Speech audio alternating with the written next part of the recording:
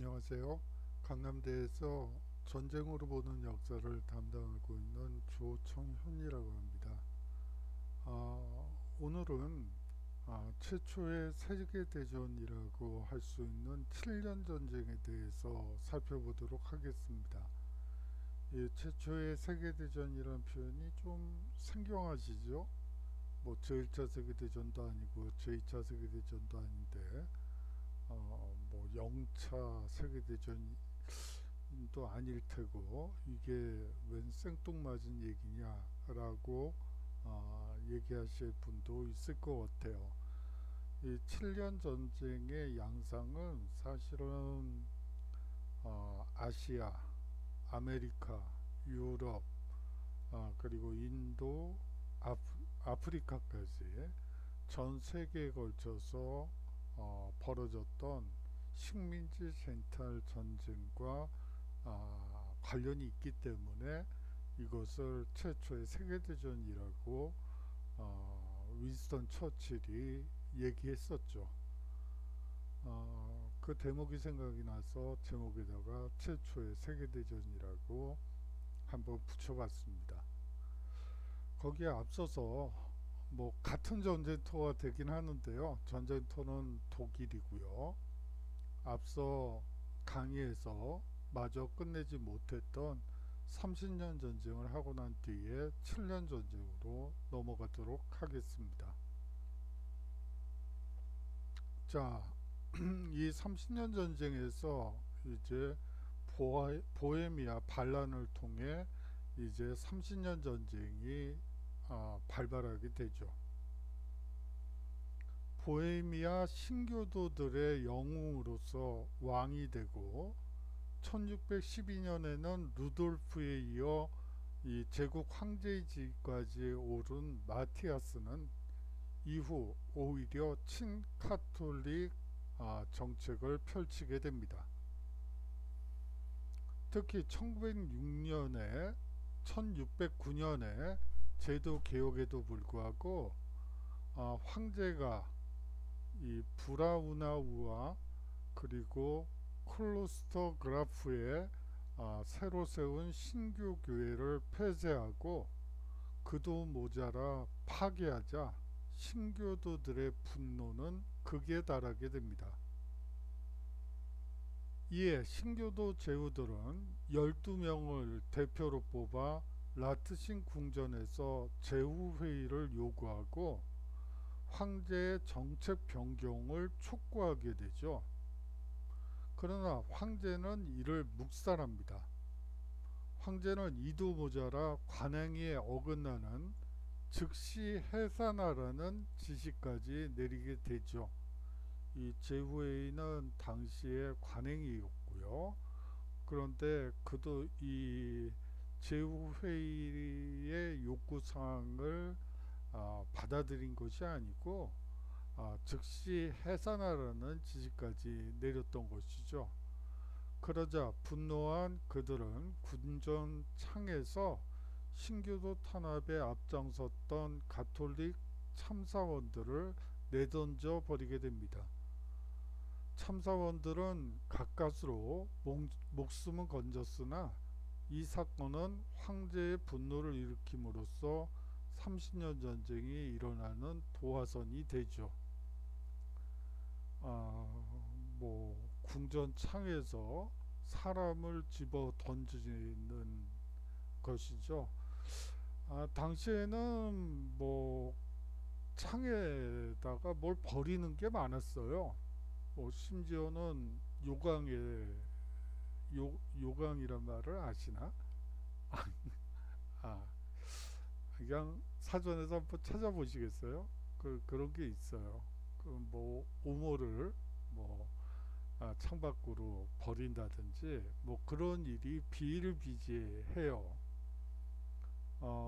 당시에 상하수도 시설은 뭐 전무하고요. 그렇기 때문에 온통 냄새, 다양한 냄새가 아주 코끝을 자극을 하죠. 뭐 위생 상태는 말할 것도 없고요. 그로 인한 전염병의 확산 더 말할 것도 없습니다. 얘기가 약간 좀 옆으로 갔네요. 자, 그러면 다시 돌아가도록 하죠.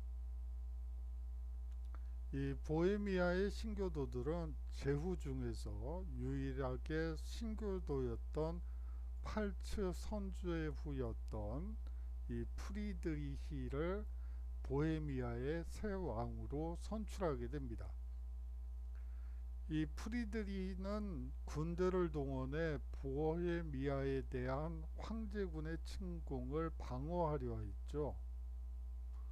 보헤미아 자체의 병력은 황제군을 막기에 역부족이었기 때문에 더더욱이나 그렇게 했던 것입니다.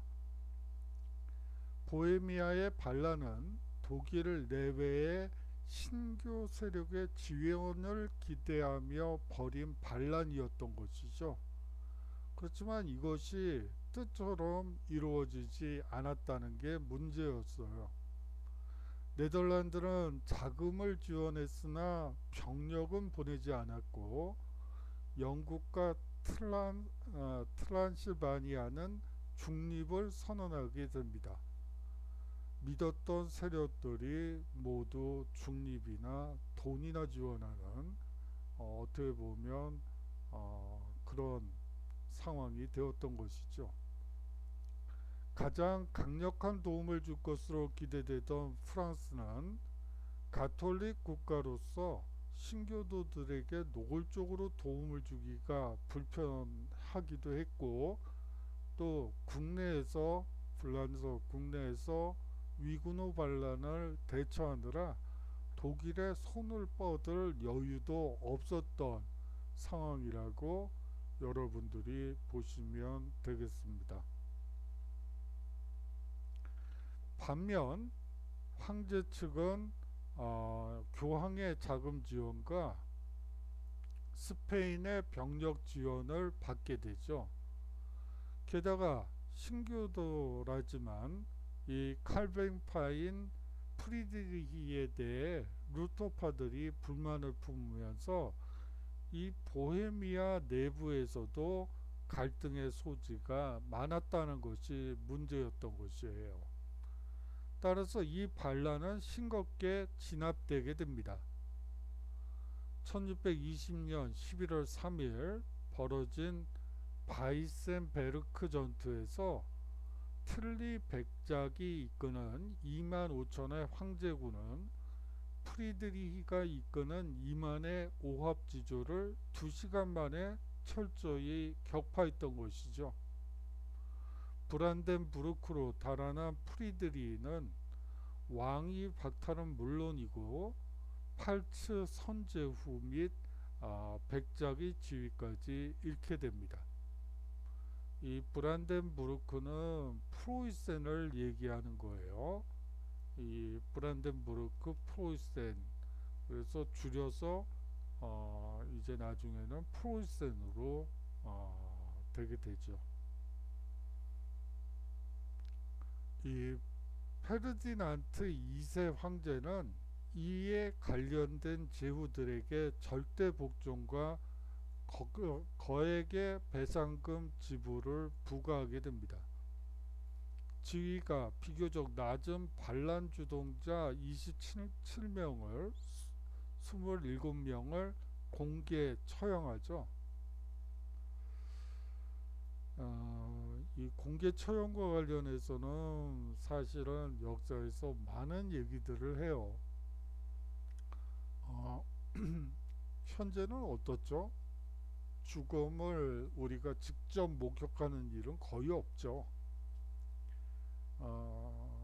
할아버지, 할머니 혹은 부모님 중에 부모님은 아니시겠고 할머니, 할아버지 중에 이제 돌아가신 경우에도 사실은 죽음을 눈앞에서 보기는 어려워요. 하지만 이 시기만 하더라도 우리나라는 1960년대까지도 6, 70년대까지도 집에서 장례를 치렀었죠. 그렇기 때문에 죽음이 사실은 가까이 있었다고 볼 수가 있어요. 그래서 그런지 사실은 그렇게 죽음을 대하는 태도가 지금처럼 두렵거나 혐오스럽거나 뭐 이런 마음은 아니었던 것 같아요. 사실은 이 죽음에 대한 역사도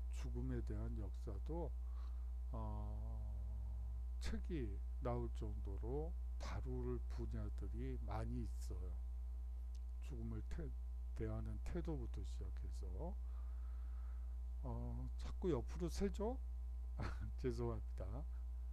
아, 그리고요, 이 공개 처형과 관련해서 사실은 이제 왕이 자신의 권위를 드러내기 위해서 사실은 공개 처형을 많이 진행하게 돼요. 그리고 이 공개 처형을 할 때 죽이는 수단도 아주 다양하죠. 뭐 영국 같은 경우는 도끼를 들고 목을 치는 뭐 그런 것부터 시작해서 사지를 찍고, 그런데 이제 또 문제는 뭐냐면 그거를 대하는 일반 백성들의 태도예요. 거의 장이스죠. 거의 축제 분위기예요. 어떻게 그렇게 되는지는 사실은 좀 연구를 할 필요가 있을 것 같아요. 그거는. 왜냐하면 어떻게 한 사람의 죽음 앞에서, 죽어가는 거 앞에서 그렇게 축제 분위기로 가 될 수 있는지 참 의아하죠. 뭐 이 정도 말씀드리겠습니다. 여하튼 이 27명을 공개 처형하고요. 그들의 재산을 몰수하게 됩니다. 보헤미아 귀족의 절반이 재산을 황제에게 빼앗기게 되죠. 이처럼 보헤미아의 반란으로 황제의 권위는 제국에서 더욱 강해지게 됩니다. 하지만 주변 국가들은 신성 로마 황제권의 강화와 가톨릭 세력의 승리가 상당히 불편했죠. 뜬금없이 왜 스웨덴의 왕 구스타프 아돌프가 등장하느냐고 생각할 수도 있을 것 같아요. 이 스웨덴의 왕 구스타프 아돌프는 이 군대 지휘와 관련해서 상당히 중요한 사람이에요. 그거는 뒤에서 설명하겠고, 이 스웨덴이 결정적으로 이 30년 전쟁에 참전함으로써 국제전의 양상을 띠게 되는 것이죠. 1630년 당시 36살이었던 스웨덴의 왕 구스타프 아돌프는 1611년에 왕위에 올라 재정개혁을 단행해 스웨덴의 국고를 풍족하게 만들었고요. 이 사법권을 일원화했습니다. 아울러서 병원, 구호시설, 우편제도, 교육제도 등을 확충해 나갔죠. 그러나 그의 장기는 외교와 군사였습니다. 1620년에 독일을 여행하다가 이 네덜란드의 마우리츠가 이룬 이 군사 개혁을 본받아 새로운 전술을 개발하게 되죠. 마우리츠는 창병의 규모를 줄이고 대신 당시로서는 신무기였던 머스킷 소총, 이거는 일본에도 도입이 되죠. 우리가 보통 조충이라고 얘기하는 그 머스킷 소총을 전문으로 쓰는 소총병을 늘렸으며, 한번 발사하려면 수십 개의 준비 동작이 필요했던 이제 이 머스킷의 소총의 단점을 보완하게 됩니다. 제2열이 머스킷을 발사하고 뒤로 후퇴한 뒤에 그 사이에 장전을 끝낸 제1열이 전진하여 발사하는 전술을 창안했던 것이죠. 구스타프 아돌프는 머스킷을 개량해 준비 동작의 수를 줄이고 무게도 줄여, 이게 원래 머스킷은 그 조준대에 거치시켜 발사하던 것을 이 스웨덴의 왕 구스타프 아돌프는 손으로 들고 쏠 수 있게 개량했습니다. 거기에다가 종이 탕약통을 보급해 보다 쉽고 빠르게 장전이 가능하게 했던 것이죠. 그리고 3열을 1조로 하여 제1열은 무릎 쏴, 제2열은 구부려 쏴, 제3열은 서서 쏴 자세로 동시에 발사하고 후퇴하는 것이 아니라 그 자리에서 장전하는 사이에 후속 4, 5, 6열이 그들을 앞지르며 연속 발사하도록 바꾼 것입니다. 이로써 진격을 멈추지 않으면서 사격이 이루어질 수 있게 함으로써 적에게 아주 강한 면모를 보일 수 있었고, 당시로서는 신개념의 군대를 만든 것이나 다름없었죠. 구스타프 아돌프는 거기에다가 4개 대대가 활 모양으로 배치되고 1개 대대가 예비 대대로 따르는 여단이라는 단위를 새로 창설해서 기본 단위로 삼게 됩니다. 1개 여단에는 창병과 소총병이 함께 있었고 9문의 화포가 따르게 되어 있었습니다. 종전까지 보병의 주 병종이던 창병은 전방 사격에 열중하는 소총병의 좌우를 엄호하는 역할을 주로 맡았으며, 적진이 코앞에 있을 땐 일제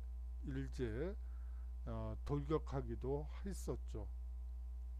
거기다가 새로운 병정, 다시 말하면 말을 타고 달리며 머스킷을 발포하다가 적진에 가까워지면 말에서 뛰어내려 칼을 휘두르는 드라곤, 다시 말하면 용기병도 이 스웨덴의 왕 구스타프 아돌프의 발명품입니다. 기동력과 화력을 결합한다는 이 개념을 그는 화포에도 응용해서요, 고정 화포를 보다 빠르게 쏘고 굴러가는 바퀴 달린 화포로 개량하게 되죠. 그 밖에도 민간인 기술자를 포함하는 공병대와 군의관을 갖추게 되고요, 지도와 쌍안경을 표준 장비로 하여 부대의 독자적 작전 능력을 향상시키게 됩니다. 보다 정교해진 전투 행동을 일사불란하게 실시할 수 있도록 병사들에게 철저한 훈련, 반복 훈련을 시키고요, 엄격한 군율 그리고 정기적 종교 집회를 통해 군기를 엄정하게 했습니다. 이거는 이제 곧 청교도 혁명이 일어나죠. 30년 후인가? 청교도 혁명이 일어났을 때 그 크롬웰이 지휘했던 모범군이라는 군대가 있어요. 이 모범군에도 이 구스타프 아돌프의 이러한 군율 그리고 종교 집회, 종교 교육을 통한 군기를 엄정하게 하는 것, 이러한 것들이 그대로 시행되는 모습을 보입니다. 여기에 구스타프 아돌프의 군대가 강했던 것은 그가 늘 진중해서 솔선수범하며 병사들과 동고동락하는 자세를 취했기 때문이기도 합니다. 신교도에 대한 동정심과 발트해의 패권을 독일에게 허용할 수 없다는 방어적 관점, 그리고 독일의 스웨덴 영토를 확보하겠다는 공격적 관점이 함께 작용하여 스웨덴이 30년 전쟁에 개입하게 됩니다. 다만 보급이 문제였는데 프랑스의 리슈리에가 그에게 지원을 약속했었죠. 1630년 7월 4일 그는 포메른 항에 13,000의 병력을 이끌고 상륙하게 됩니다. 구스타프 아돌프의 참전으로 마침내 30년 전쟁은 국제전의 양상을 뚜렷이 뜨게 되죠. 홀슈타인의 영지를 보유하고 있던 덴마크 노르웨이의 국왕 크리스티안이 개입할 때는 신성 로마 제국 내의 한 영지에 영주 자격을 내세웠으므로 1630년 이전까지는 독일의 내전이라고 봐도 무리가 없습니다. 하지만 이제는 스웨덴과 프랑스가 한 축을 이루어 스페인과 독일에 맞서는 구도가 형성된 것이죠. 하지만 페르디난트는 그런 사태의 급변을 제대로 이해하지 못합니다. 그래서 발렌슈타인이 스웨덴군이 상륙하지 못하도록 포메른을 봉쇄해야 한다고 한 조언도 묵살하게 되죠. 얼마 뒤에는 아예 그를 사임시켜 버립니다. 그는 다시금 막시밀리안 직속의 틸리에게 황제군의 지휘봉을 맡기게 되죠. 틸리는 군대를 출동시키자마자 애를 먹게 되는데요. 이 앙심을 품은 발렌슈타인이 그동안 거의 전적으로 책임져온 군량 보급을 거절했기 때문입니다. 황제군이 우물쭈물하는 사이에 구스타프 아돌프는 포메른을 손에 놓고는 슈트랄준트에서 슈제친에 이르는 발트의 연안을 완전히 장악하게 되죠. 하지만 독일 제후들은 크리스티안 때와 별 차이 없이 소극적인 자세로 구스타프 아돌프를 대합니다.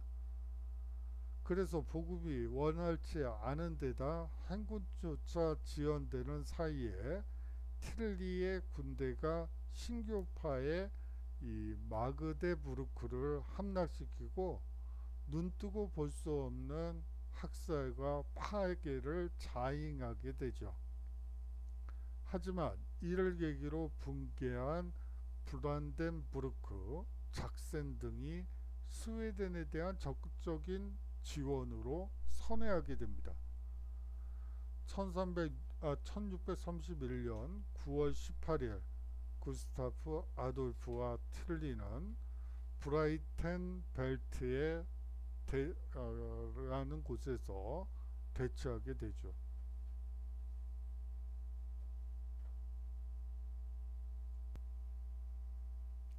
이 구스타프 아돌프 군은 작센군 1만을 포함하여 4만 7천이었고요. 틸리의 군대는 3만 6천 정도 됐다고 합니다. 틸리 군이, 황제군이 밀집 방어 대용으로 포진한 반면 구스타프 군은 왼쪽에 작센군 그리고 오른쪽에 스웨덴군이 자리했으며 이 스웨덴군은 전방에 포병대를 배치하고 그 뒤에 T자 대여 형태로 대형을 이룬 보병대가 왔으며 그 양옆을 기병대가 지키고 있었습니다.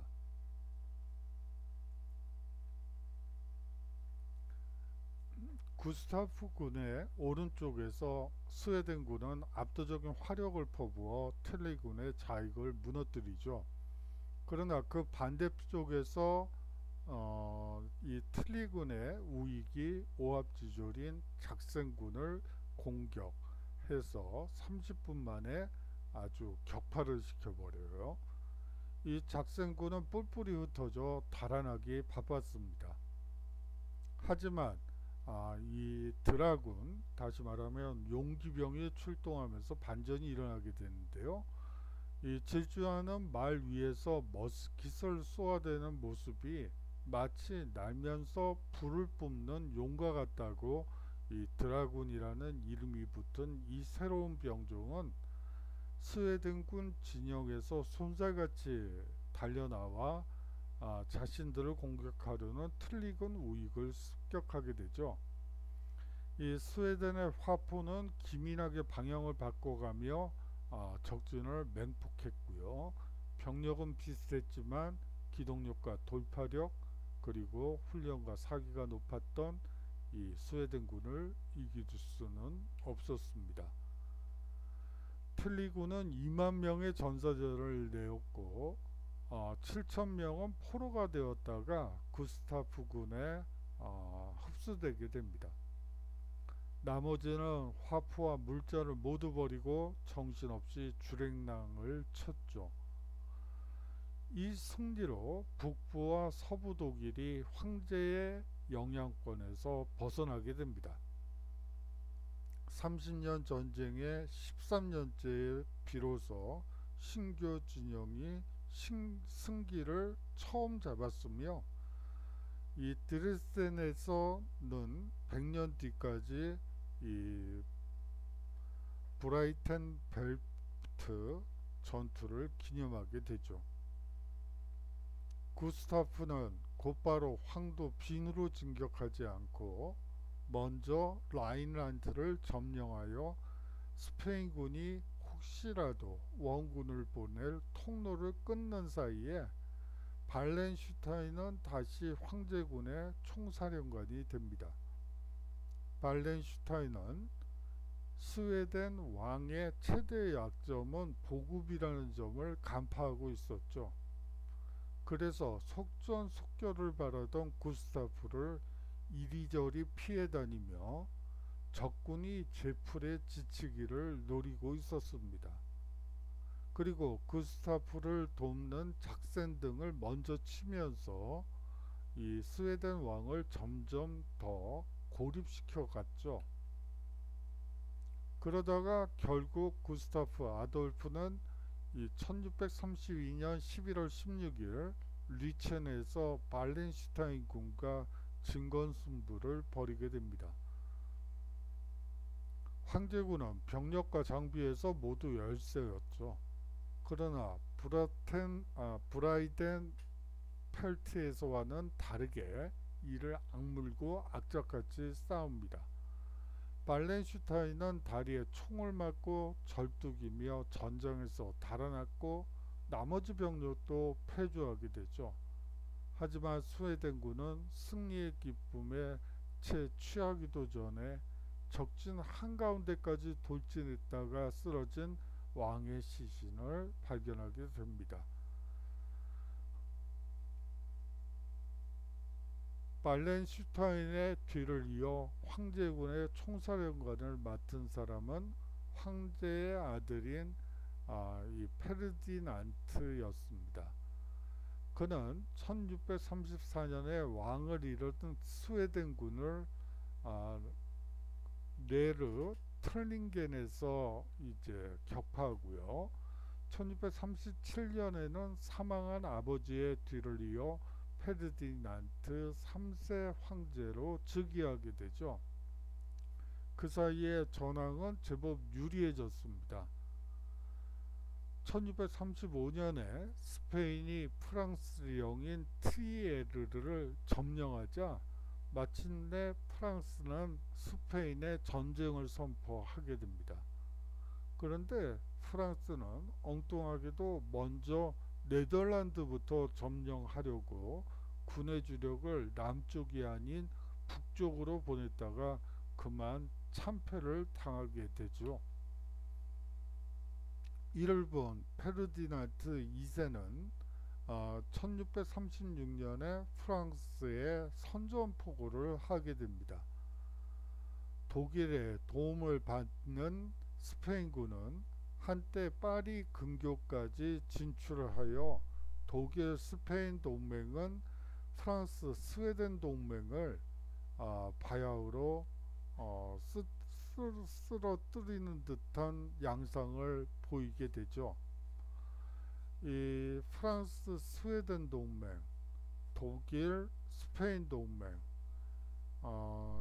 이 인구 최대의 가톨릭 국가인 프랑스와 황제가 대결하는 이상 이 가톨릭 측, 신교 측이라는 진영 구도는 더 이상 불가능해지고 사실상 왕조 국가들 사이에 왕조 전쟁으로 비화되게 됩니다.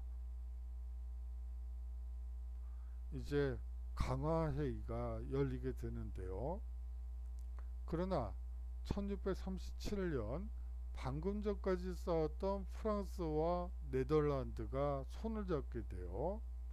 프랑스는 대표적인 그 국교 국가고요, 가톨릭 국가고 네덜란드는 신교 국가죠. 이 두 세력이 손을 잡게 됩니다. 이듬해에는 프랑스와 스웨덴이 정식으로 동맹을 맺게 되죠. 1640년에는 포르투갈이 스페인에서 분리 독립하게 됩니다. 전쟁 초에는 신교도 영주들이 외로운 싸움을 하고 황제 편에는 스페인도 교황도 있었지만 이제는 반대로 황제가 외로운 싸움을 하게 된 것이죠. 심지어 투르크까지 반황제 진영에 가담하여 제국의 남동쪽에서 치고 올라오고 있었습니다. 그에 따라 강화회의가 모색되고 있었죠. 1640년 뉘른베르크 제후회의에서 그런 결의가 나오자 이듬해에 레겐스부르크 제국회의에서도 추인되게 됩니다. 하지만 전쟁은 점점 황제 측이 불리해지는 가운데 계속해서 해를 넘기게 되죠.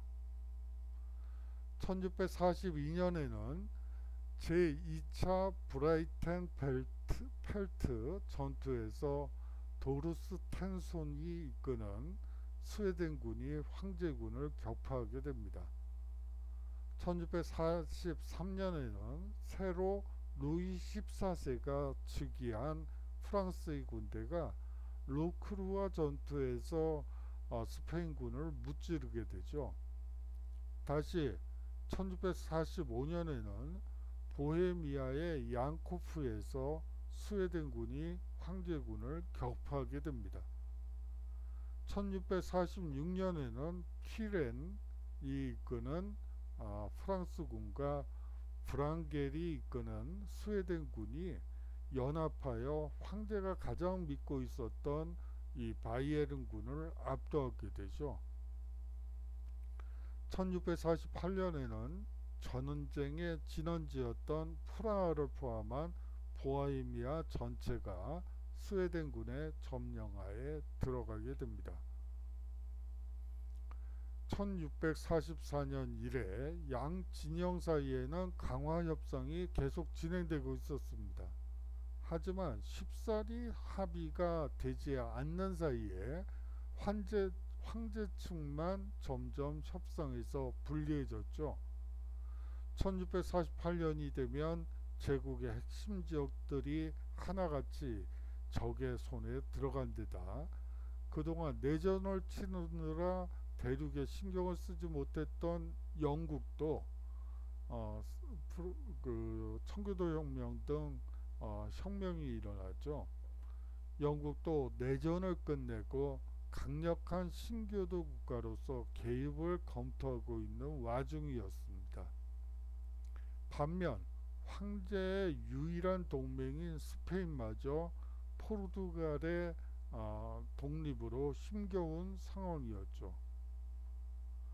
결국 협상이 타결되어 베스트팔렌 조약이 체결되게 됩니다.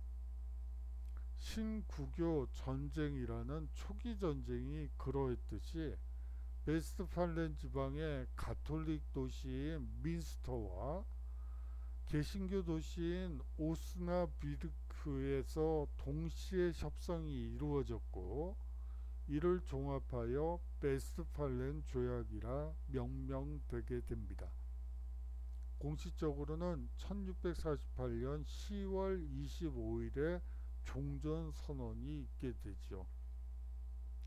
베스트팔렌 조약의 내용에 따르면 프랑스가 알자스 로렌을 비롯한 라인강 유형의 땅을 획득하게 됩니다. 그래요. 프랑스가 사실상 알자스 로렌을 갖고 라인강 유역의 땅을 획득하게 된다는 게 중요해요. 스웨덴은요, 서부 포메른을 비롯한 발트해 연안의 독일 땅을 차지하게 됩니다. 발트해 연안의 독일 땅을 차지하게 되죠. 이들과 손을 잡았던 브란덴부르크 프로이센과 작센 등도 영토를 넓히게 됩니다. 이때부터 이제 프로이센이 서서히 강국으로 자리 잡게 되죠. 또한 독일의 모든 제후들은 황제에게 적대하지 않는 한 외국과 자유롭게 수교할 수 있는 외교 주권을 획득하게 된다는 점도 상당히 중요해요. 그리고 사실상 독립국가가 됐다는 얘기가 되죠. 300여 개의 독립국가가 수립됐다고 봐도 무방합니다. 그리고 스위스와 네덜란드의 독립이 승인되었죠. 스위스와 이제 네덜란드의 독립이 승인되었습니다. 따라서 이 조약은 30년 전쟁의 결말인 동시에 이 네덜란드와 스위스 독립전쟁의 결말이기도 했던 것입니다. 종교적으로는 아우크스부르크 종교 화의의 결정사항을 재확인했습니다.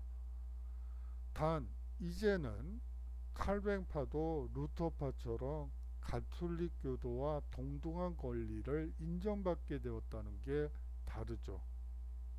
또한 각 지역 주민의 신앙은 지역 통치자의 신앙에 따른다는 원칙이 사실상 폐기되어, 이 말은 무슨 말이냐 하면 결국은 개인별로 신앙을 가질 수 있게 되었다는 것을 의미합니다. 신앙의 자유가 천명된 것이죠. 말썽이 되었던 황제의 토지 반환령은 부정되고, 이 토지 반환령이라는 것은 예를 들어서 가톨릭 도시가 혹은 군주가 신교도로 개정하는 경우 이 교회 토지나 수도원의 토지를 황제에게 바쳐야 되는 것이죠. 그러한 토지 반환령이 부정되고 1624년을 기준으로 교회와 세속령주의 토지 관계를 정리하게 됩니다. 자, 이제 30년 전쟁의 영향을 살펴보도록 하죠. 공식적인 소멸은 아직도 160여 년을 기다려야 했지만 1806년, 다시 말하면 나폴레옹 전쟁에서 사실상 통해서 이 신성 로마 제국은 이제 역사의 종말을 고하게 됩니다. 여하튼 베스팔렌 조약의 결과 신성 로마 제국은 사실상 종말을 고했다고 보는 게 맞을 것 같습니다. 이제 그 영역은 수백 개의 각자 주권을 갖춘 정치 단위들로 쪼개지게 되죠. 합스부르크 황제는 그중 가장 강력한 정치 단위인 오스트리아의 지배자일 뿐이었죠.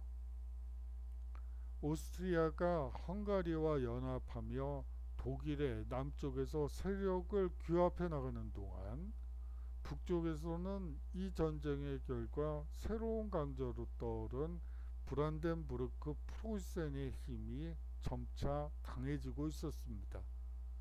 이 두 세력은 서로 대치하고 갈등하다가 19세기 독일 통일로 이어지게 되죠. 승자인 프랑스와 스웨덴에서는 왕권이 전에 없이 강해지게 됩니다. 프랑스에서는 전쟁이 끝나자마자 왕권에 대한 지방 영주들의 반격이라고 할 수 있는 프롱드의 난이 일어나 어린 루이 14세를 위협했죠. 결국 절대주의 왕권이 공고히 자리 잡게 됩니다.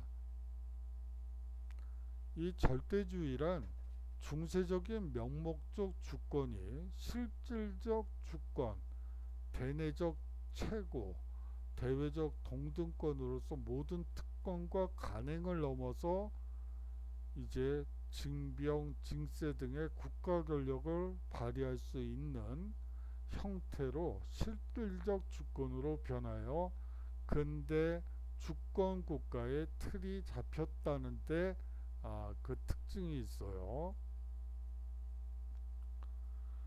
아직 그 소유권이 국민이 아닌 국왕에게 남아 있었던 상황이었습니다.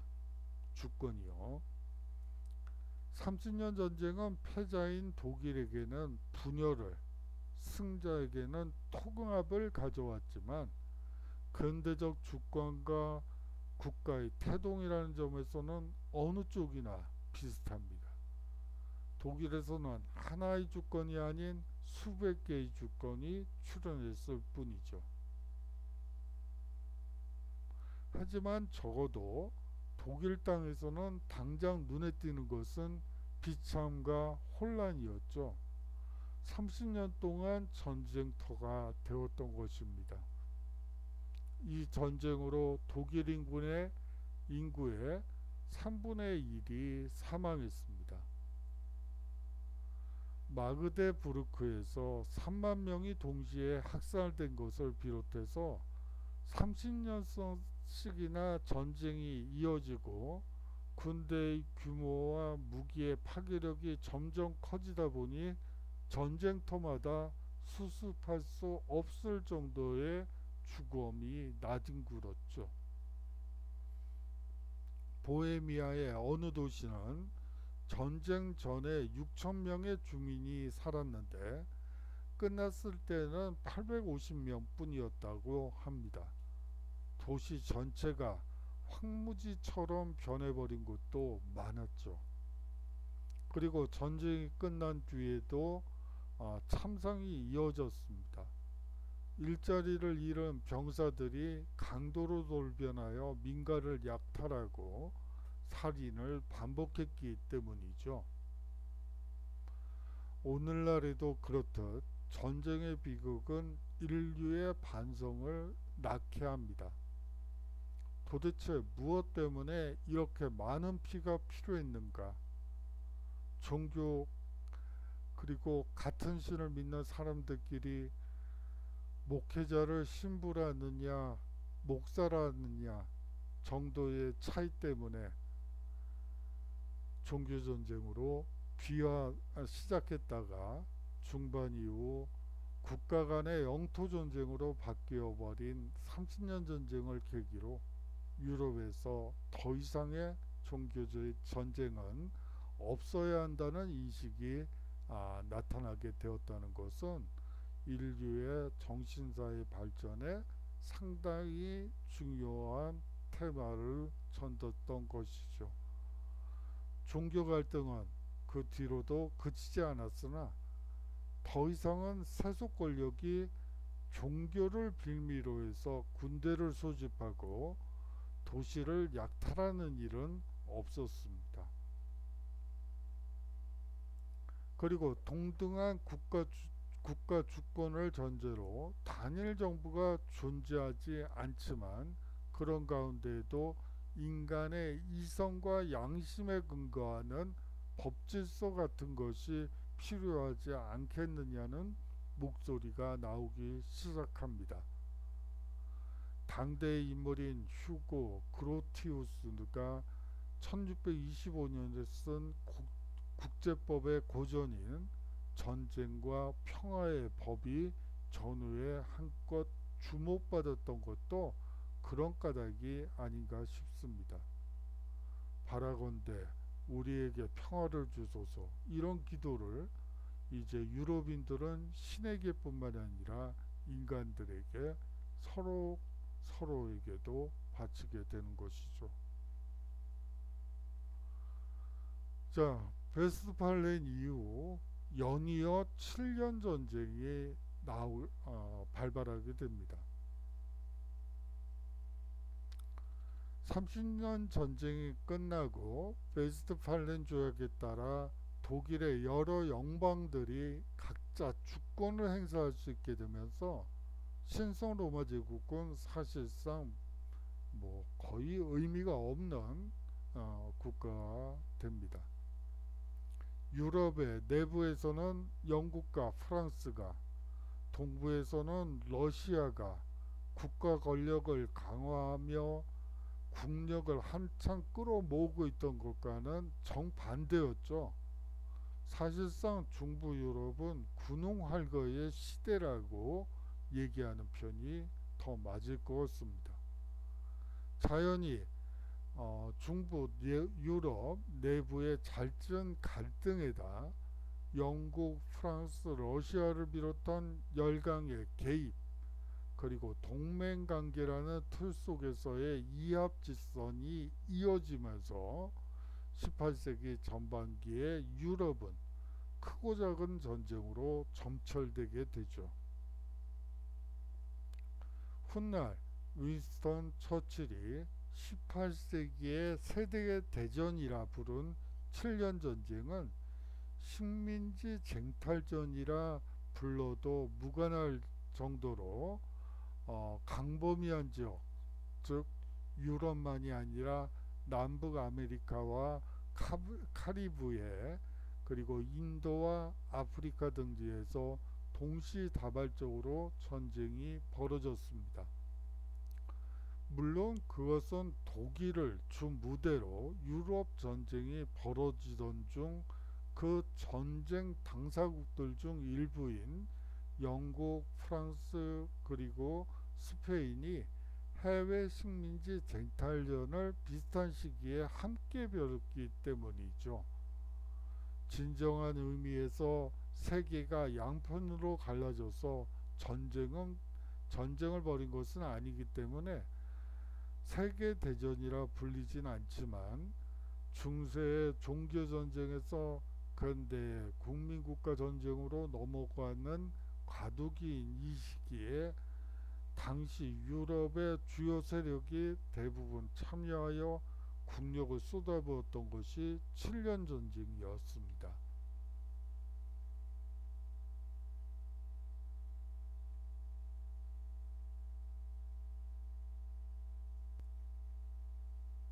자, 이제 독일의 맹주는 누구인가 라는 문제가 발생하게 됩니다. 여기서 이제 사실상 독일 통일의 주체가 누가 되느냐의 문제이기도 해요.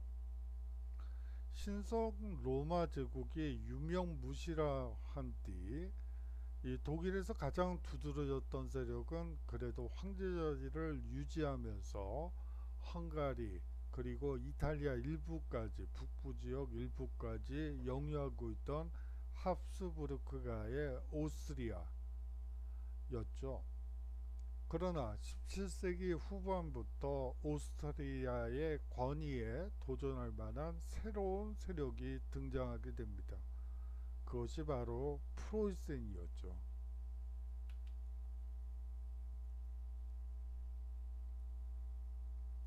프로이센은 당시에 인구도 적고 유럽 국가들 중에 한 20위 정도 됐다고 해요. 영토가 여기저기 흩어져 있는 데다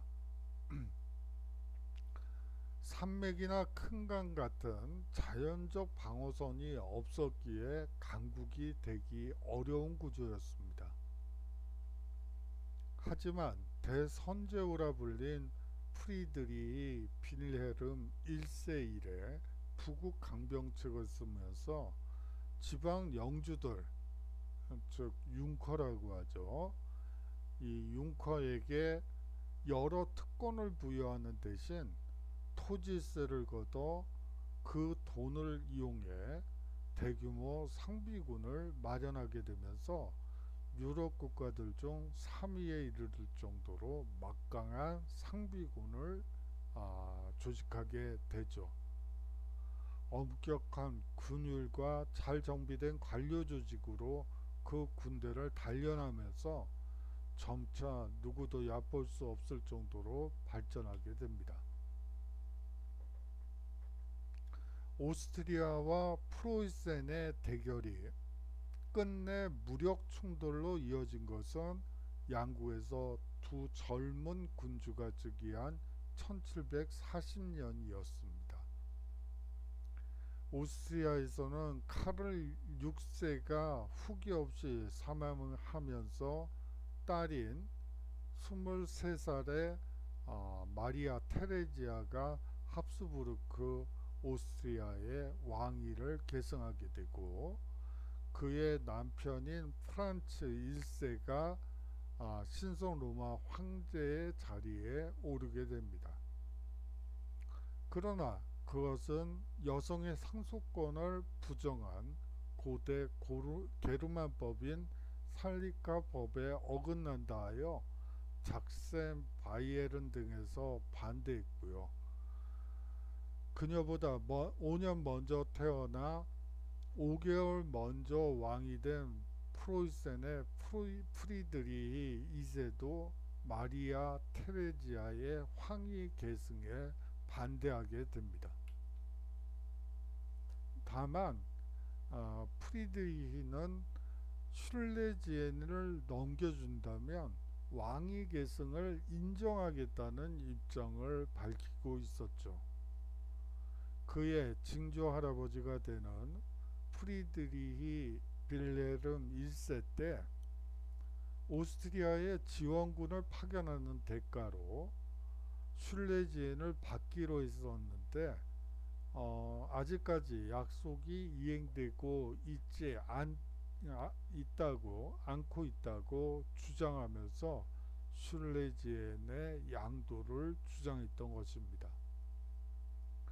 그러나 마리아 테레지아는 약속에 근거가 없다며 한마디로 이를 거부해버리죠. 프리드리히는 말로는 안 된다는 것을 알고 슐레지엔을 침공하게 됩니다. 이듬해에는 작센과 바이에른 그리고 서쪽의 강자 프랑스가 전선에 가담하게 되죠. 부르본가의 프랑스는 전통적으로 합스부르크가의 오스트리아와 앙숙관계였습니다. 라인강 좌측에 독일 땅에 눈독을 들인 프랑스의 입장에서는 당연한 일이었죠.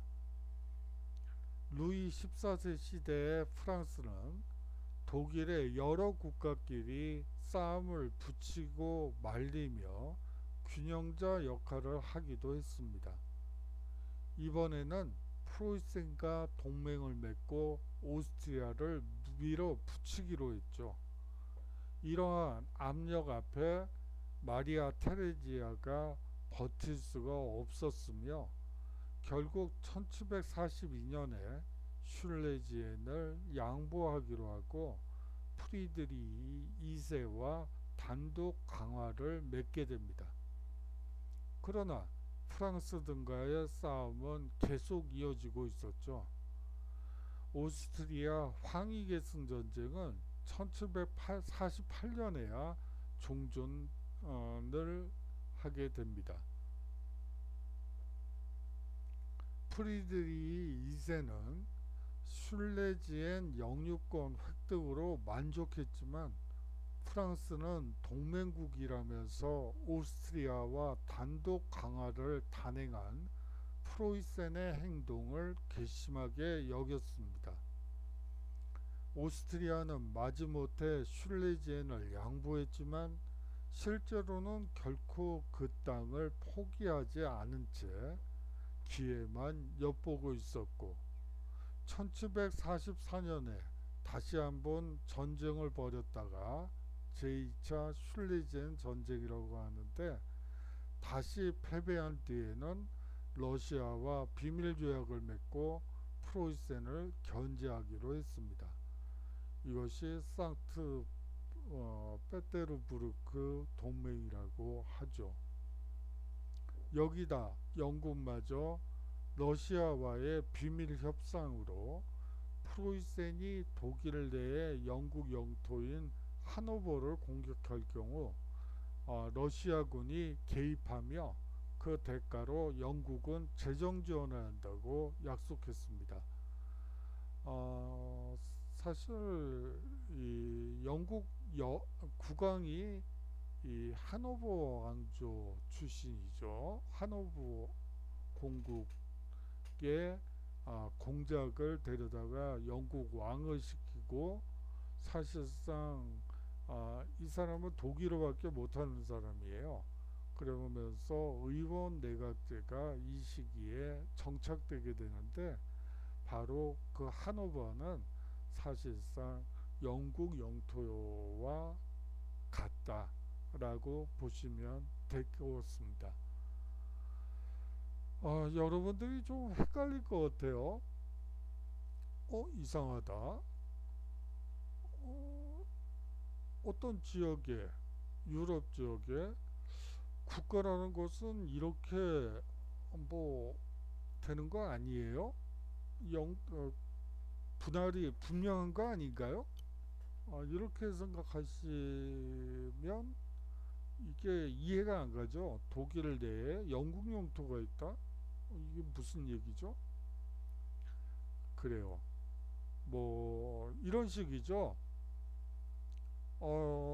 영국 같은 경우에 말이죠. 여기에 불란서가 있다면 육각형인데 그림이 안 나오죠.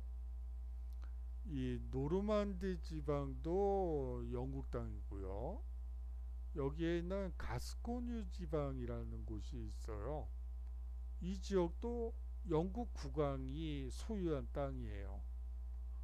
불란서 내에 영국 국왕이 통치하는 직할령이 있다. 참 이상한 일이죠. 거기에다가요, 이뿐만이 아니고 여기에 교회령도 있고요, 여기 주교령이 있고요, 여기에 교황령이 또 있고요. 뭐 아비뇽 같은 경우엔 대표적인 교황령이라고 볼 수가 있겠죠. 그러니까 다시 말하면 하나의 단일한 국가 형태가 아니고 각 지역마다 독립적인 국가들이 있었던 거라고 여러분들이 생각하시면 될 것 같아요. 이들이 모두 법을 만들고 통화를 제작하고 세금을 걷는 그런 역할을 하죠. 사실상 국가라고 보시는 게 더 맞을 것 같아요. 하노버 얘기하다가 좀 옆으로 샜네요. 그리고요, 그 대가로 영국은 재정 지원을 한다고 약속하게 되죠. 이 사실을 알게 된 프리드리히는 다급했습니다. 그래서 남국을 타개하고자 외교적 묘수를 찾게 되죠. 하지만 그 묘수야말로 사실상 프로이센을 더욱 곤란하게 만들고 결국 7년 전쟁의 늪에 빠뜨리는 악수로 판명되게 됩니다. 그것은 1756년 1월에 전격적으로 영국과 웨스트민스터 조약을 맺은 것에서 찾을 수가 있어요. 이 영국과 프로이센이 동맹을 결성하게 된 것이죠. 그 조건은 프로이센이 슐레지엔의 영유권을 승인받는 대가로 러시아 대신 하노버를 지킨다는 것으로 영국은 하노버에 관해 프로이센을 가장 우려하고 있었는데 하지만 그 당사자와 동맹을 맺는다면 굳이 러시아를 파트너로 삼을 필요가 없다고 판단했기 때문입니다. 하지만 영국은 프로이센과 오스트리아의 대립에서 대체로 오스트리아를 편들어 왔기 때문에 이것은 충격으로 받아들여졌죠. 충격의 목소리는 빈의 벨베데레 궁뿐만 아니라 베르사유 궁에서도 터져나오게 됩니다. 당시 프랑스는 영국과 17세기 말부터 아메리카 식민지 주도권을 두고 대립해 오고 있었죠. 그러다가 전쟁에 돌입하고 있었습니다. 그것이 바로 프렌치 인디언 전쟁이라고 얘기하는 전쟁이에요. 그런데 아무리 하노버 문제에 국한된다지만 이 프로이센이 영국과 동맹을 맺었다는 것은 정말 놀라운 일이었죠. 프리드리 2세는 프랑스와 오스트리아의 알력이 워낙 뿌리기에 그런 행동을 한다 해도 프랑스가 오스트리아에게로 돌아서지 않을 거라고 믿었지만 그것은 오산이었습니다. 오스트리아는 이미 황위 계승 전쟁이 끝났을 때부터 프랑스, 프로이센 그리고 영국, 오스트리아라는 전통적 동맹 구도를 깨고 프랑스와 손을 잡아야 한다는 방침을 세우고 프랑스와 몰래 접촉하고 있었죠. 외무 대신 이 카우니츠가 동맹의 전복 계획이라 부른 이러한 전략은 이제 바로 프리드리히의 행동 덕택에 마침내 결실을 보게 됩니다. 1756년 5월 베르사유에서 프랑스, 오스트리아 동맹이 성사된 것이죠. 이에 따라서 이제 마리 앙뚜아네트가 프랑스의 루이 16세와 결혼을 하게 되죠. 동맹을 결성한 그 관계를 더 끈끈하게 하기 위해서 이제 그런 혼인 동맹을 맺게 되는 것입니다. 오스트리아는 기존의 상트페테르부르크 동맹도 재확인하고 스웨덴까지 끌어들여 오스트리아, 프랑스, 스웨덴, 러시아가 동서남북으로 프로이센을 포위하는 구도를 완성했던 것이죠. 카우니츠 동맹 체제는 프리드리히를 개인적으로 증오해온 러시아의 엘리자베타 여제와 오스트리아의 마리아 테레지아 그리고 프랑스의 루이 15세를 손아귀에 놓고 있던 그의 정부 퐁파두르 부인의 학자품이라고 해서 새 여인의 동맹 체제라고도 부릅니다. 여기에 또 작센을 비롯한 다수의 독일 연방국들이 가담하게 되죠. 이번에는 포츠담의 상수시 궁에서 경악의 외침이 터져 나오죠. 프로이센을 코앞에서 포위하고 있는 주변 사강에 비해 멀리 떨어져 있는 동맹국 영국은 별로 믿을만하지 못했습니다. 그러나 프리드리히 2세는 무릎을 꿇기보는커녕 도리어 선제 공격으로 나왔죠. 그런 공세 전략은 전쟁 내내 일관된 전략이기도 했습니다. 그가 믿었던 것은 프로이센 자체에서 여러 대를 걸쳐 갈고 닦은 군사력, 그리고 이왕 싸울 수밖에 없다면 선수를 치는 게 낫다는 신념 때문이었죠. 1756년 8월 24일 프리드리히가 직접 지휘하는 프로이센군이 남쪽에 인접한 작센을 침공함으로써 7년 전쟁이 시작되게 됩니다. 작센은 6주 만에 손을 들게 되죠. 10월 1일 오스트리아군과 로보지츠에서 처음 격돌하여 승리했지만 큰 성과는 없었습니다. 반 프로이센 동맹의 총 인구는 8천만, 병력은 자그마치 30만이었습니다.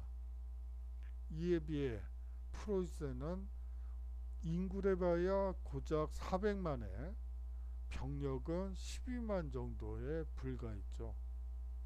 사실 사강이 합심하여 프로이센 타도에 집중했다면 승패는 아마 며칠 만에 결말이 났겠죠.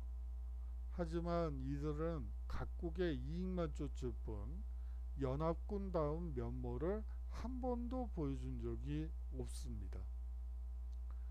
여기에 프로이센군의 저력, 프리드리히의 불굴의 의지와 탁월한 지휘 능력, 그리고 우연이라는 이 우연이 상당히 중요해요.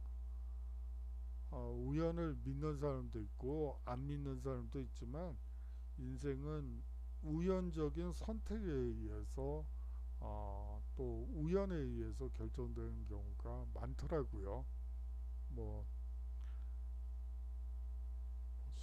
몇 살밖에 못 살아봐서 뭐 감히 인생에 대해서 얘기할 수 있는 위치는 아니지만 여하튼 뭐 우연이 차지하는 비중이 상당히 크다고 보셔도 무방해요. 기회는 어떻게 보면 근처에 있어요. 그거를 우연히 잡느냐 또 잡지 못하느냐는 개인의 선택이기도 하지만 그건 우연이에요. 여러분들 사실은 이 코로나 사태로 인해서 뭐 좋은 선후배 관계를 여러분들이 맺을 수 없다는 게 특히 1학년들은 참 불쌍하다는 말은 좀 기분이 나쁘겠다. 좀 그래요. 사실 지금 한참 뛰어다니면서 사람을 만나고 또 여러 정보도 얻고 그래야지 되는 시기인데 참 그러네요. 여하튼 우연을 얘기하다가 또 옆으로 샜네요. 그리고 우연이라는 요소가 덧붙여져 전쟁의 결과는 많은 사람의 예상을 뒤엎게 됩니다. 그 우연은 다음에서 얘기하도록 하겠습니다.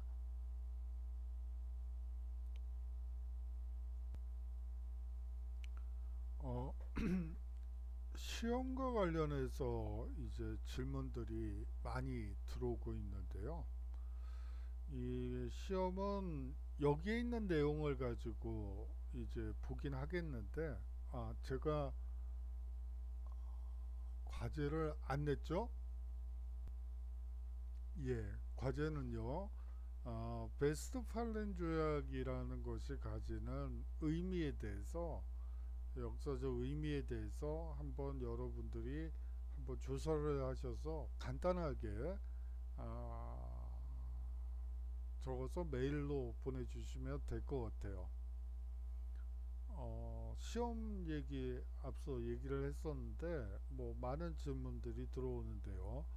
아직 학교 당국에서 공식적인 공문은 없었어요. 단지 이제 시험을 시행한다 라는 얘기만 있었죠. 구체적으로 어떻게 어떤 방식으로 하라는 그런 결정은 아직 없는 것 같아요. 학교에서 결정되는 대로 거기에 맞춰서 시험을 보도록 하겠습니다. 시험 범위가 너무 많다고 느끼실 수도 있을 것 같아요.